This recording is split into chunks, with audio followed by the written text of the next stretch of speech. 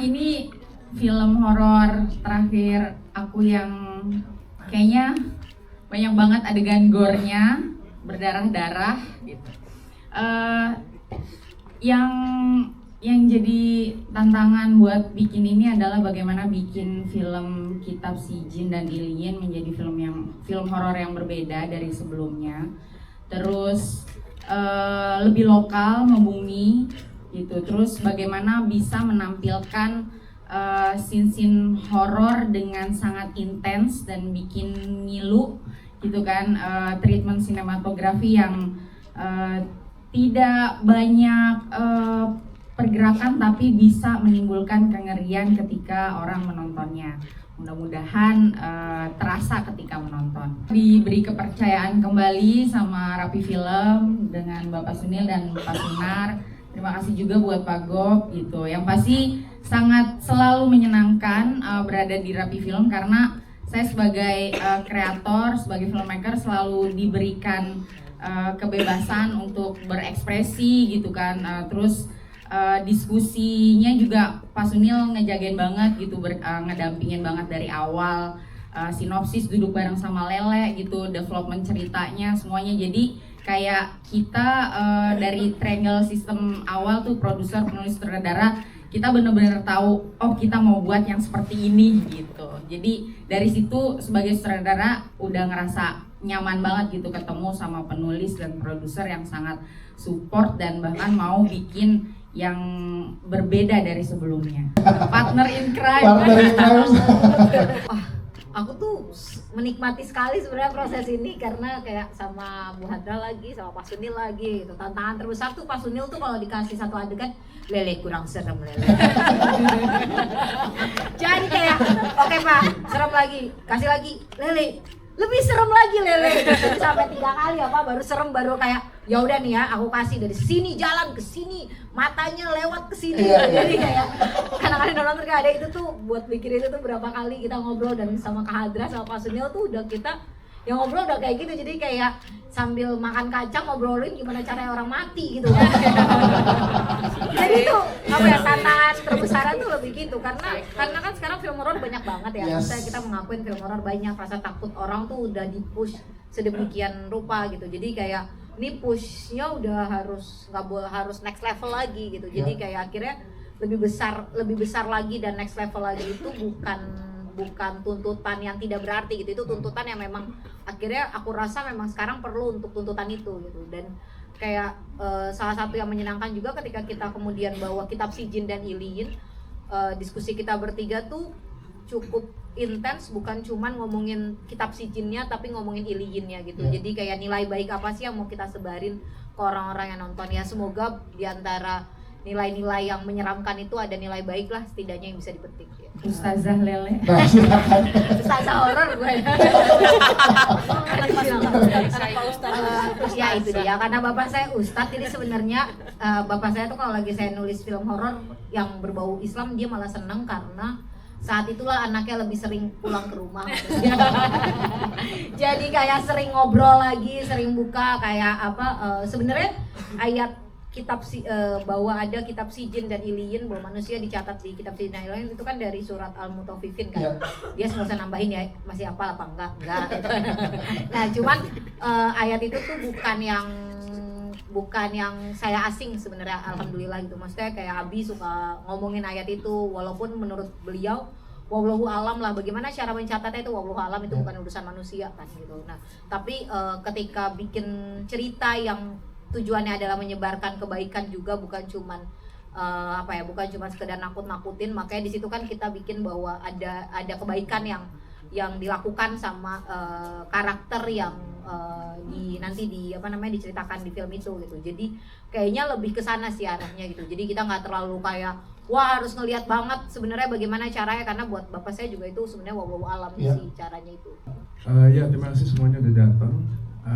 Menurut saya yang paling sulit itu untuk bawa jiwanya ya di film, karena gampang banget terjebak di teknis-teknis horor dan lupa untuk menciptakan emosi manusia.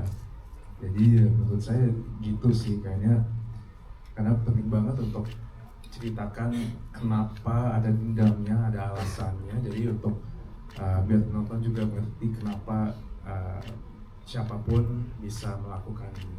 Pertama-tama terima kasih semua teman-teman media sudah hadir. Ini project memang saya bikin secara konsep duduk sama Lele dan Agra karena kita pengen bikin sesuatu yang beda. Karena kalau kita lihat tuh sekarang industri kita banyak banget di film horor. Ya, salah satu dari kita tuh kayak apa ya nih yang bisa bikin penonton stand out mau nonton film horor lagi. Nah, salah satu itu kita berpikir oke, dari segi santetnya, dari segi horornya, dari segi paling penting scriptnya. Jadi itu salah satu yang kita benar-benar kayaknya kita sama Lele, sama Adra tuh udah sampai draft berapa tuh karena kita merasa ini bisa di-tweak lagi, bisa dibikin lebih bagus, bisa dibikin lebih seru, apalagi ditambah gitu secara karakter, emosi. Mungkin itu sih kita benar-benar fokus di script karena kalau secara teknis saya yakin banget lah sama Adra. Iya, setuju sih. Saya selalu setiap jadi kita selalu pikir ini secara script ada berapa adegan horor, 4 atau 5, tapi harus escalate terus. Jadi dari paling satu yang paling simple ke yang terakhir harus yang paling grande gitu.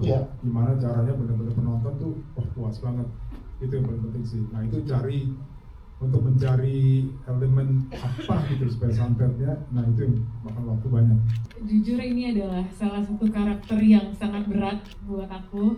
Dari awal juga sebenarnya ada keraguan, tapi sangat terima kasih Pak Sunil dan Ibu Hadra meyakinkan kalau bisa yuk gitu. Dan pastinya dengan bantuan Bu Hadra, kita sama-sama mencari karakter Yuli ini akan dibuat seperti apa, switchingnya sampai semaksimal apa ya Bu. Kita gambar grafiknya, terus juga aku nonton beberapa referensi film yang karakter perempuannya ini mengalami perubahan yang cukup signifikan. Itu juga salah satu cara aku, dan juga journaling juga lumayan ngebantu buat aku ketika aku memulai syuting. Aku cukup jadi reminder trauma-trauma apa yang Yuli alami sampai dia punya pemikiran sebaik itu ya. Yang aku dapatkan ternyata memang rasa sakit hati seseorang tuh bisa membuat orang tuh berubah jadi monster ya gitu, dan menurut aku itu sangat manusiawi sih. Mungkin kalau ada beberapa yang terpikir kayak kalau jadi Yuli ya mungkin nggak salah juga gitu, apa enggak? Oh salah ya?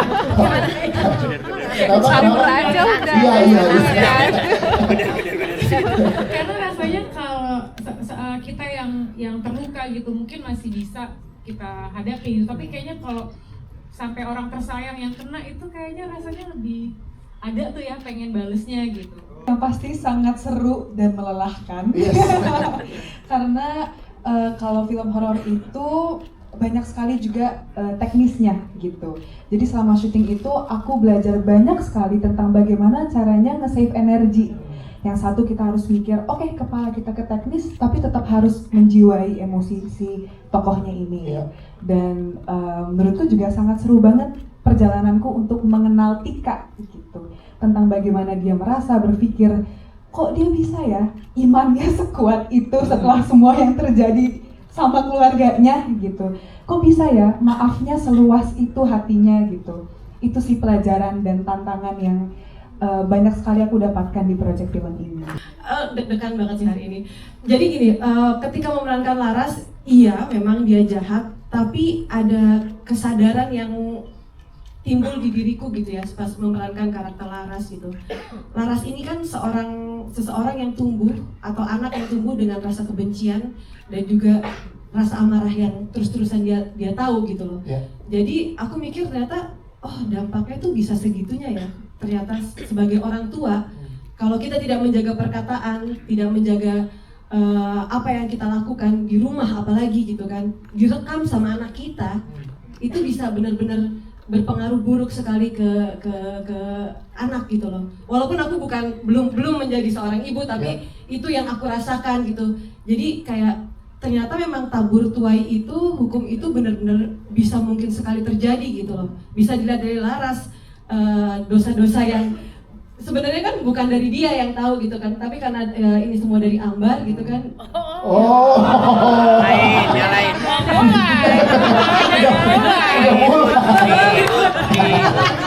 Iya kan, maksudnya dia dicuci otaknya sama ibu NPD ini kan.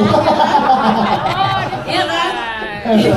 Bugil ini, ibu gila ini kan. Jadinya makanya dia menjadi seorang anak yang lumayan, iya, jadi agil, anak gila. Iya, jadi agil gitu, jadi anak gila. Jadi ya begitu. Jadi aku jadi berpikir sekarang juga usia sudah menua, jadi kayak mungkin memang harus lebih berhati-hati gitu, karena memang kayak ke keponakan ataupun yang lebih muda merekam apa yang kita lakukan gitu loh.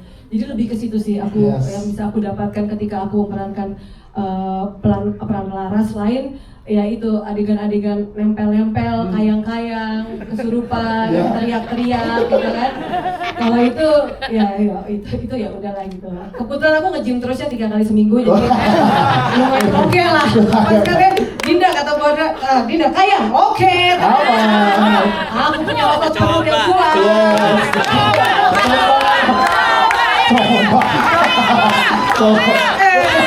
Ini dia biangnya nih. Yang paling tua biang. Biasa aja. Itu dia. Tapi kenapa biasa aja? Karena kayaknya tadi juga udah disebut sama yang lainnya ya. Karena non hadra, skripnya juga dari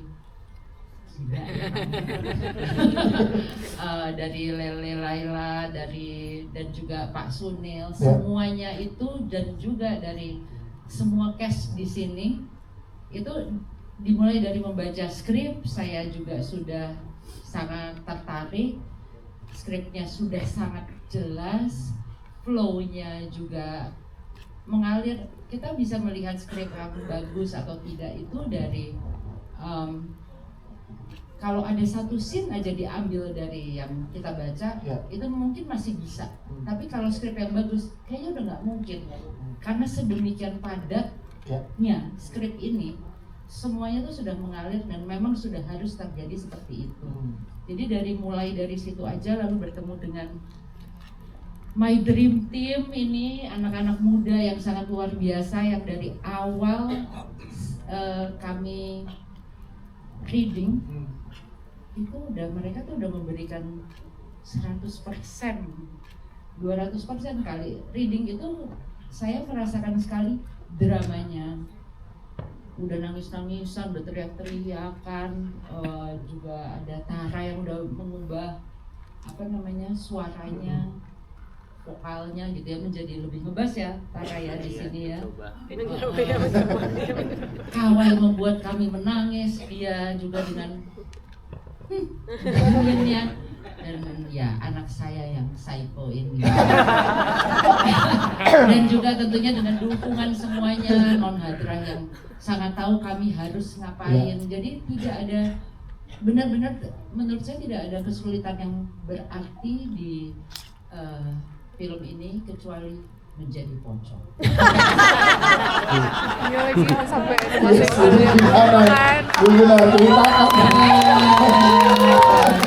Saya berempati kepada semua pocong-pocong di luar sana. Karena itu sangat pengap, harus pakai kapas, harus ya. Semoga mereka semua rest in peace. Amin, amin. Ya. Jadi sebenarnya kalau dibilang treatment yang diberikan khusus ya, sekali lagi saya bukan pecinta film horor, mohon maaf. Gue tuh orangnya penakut banget. Sama. Ya kan Bu.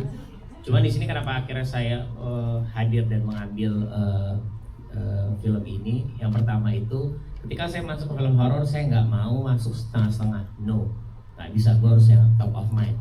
Kita punya Bu Hadra di sini, yang luar biasa menunjukkan imajinasinya, tiba-tiba dengan improvisasinya banyak yang kalau kalian tahu sebenarnya itu adalah adegan-adegan yang ibu sendiri improve. Tengah malam jam 2 pagi saya maunya kayak begini.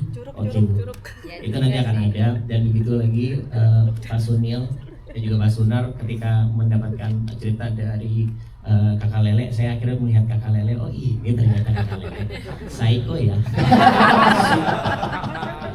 Dan alhamdulillah ketika masuk ke film ini saya diberikan ruang yang cukup besar. Kita banyak seperti yang tadi Bu Jenar bilang, ketika kita reading 20% kita main-main.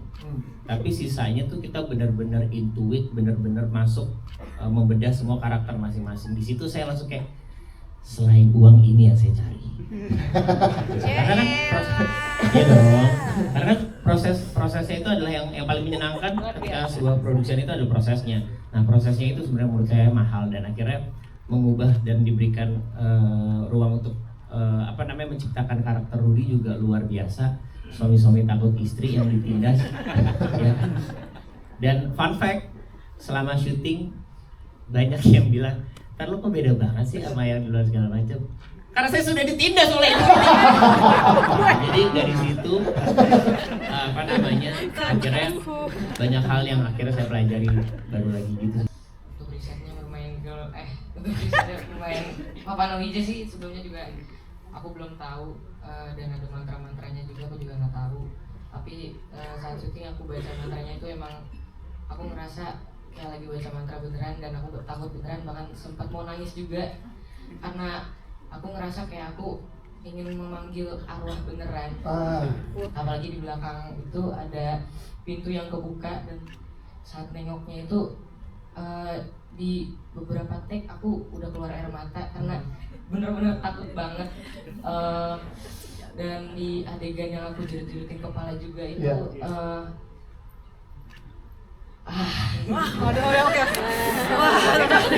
Masih berasa sampai sekarang ya Sultan ya. Sudah juga ya, kamu sudah juga ya. Di situ juga aku belajar untuk ngontrol kecepatan buat jerit-jeritin kepala agar nggak pusing walaupun pusing.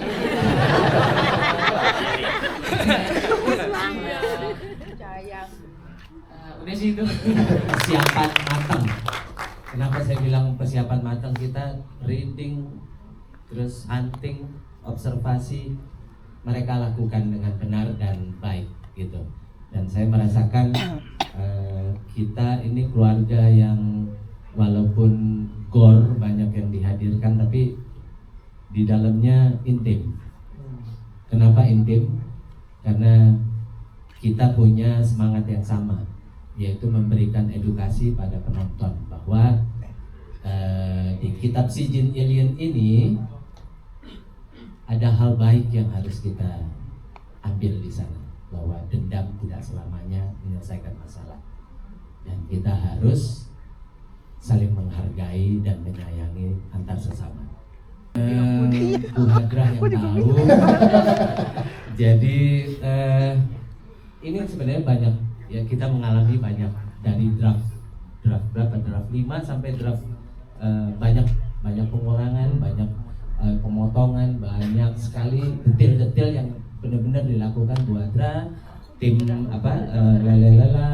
Rapi, pokoknya detail, jangan sampai ada hole di dalam setiap karakter, adegan sampai pesan. Ya, nama dia sangat kebajikan Rahayu, namaste, shalom. Ya, saya melihat diri saya sendiri juga, itu memang kepala saya yang dicetak, melihat ada saya yang menyeramkan memang.